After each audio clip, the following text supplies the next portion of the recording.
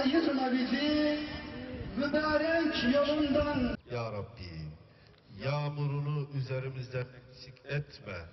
Rahmetini sağanak sağanak, bereketli ve faydalı bir şekilde üzerimize indir ya Rabbi. Alihi ve ashabihi ecmaîn. Allahümme ya Rabbena tekabbel minna inneke entes semî'ul alîm. Ve tub aleyna ya. İşlemiş isek biz bunların cümlesine tövbe ediyor, pişman oluyor, sana samimi olarak ya Rabbi, yağmurunu üzerimizden eksik etme ya Rabbi.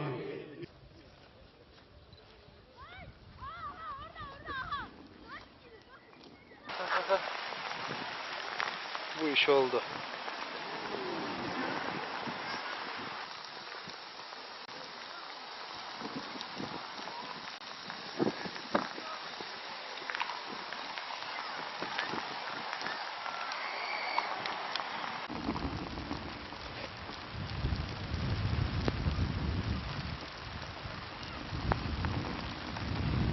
Haftası hem de güzel yağmur duası bizi bir araya geldi.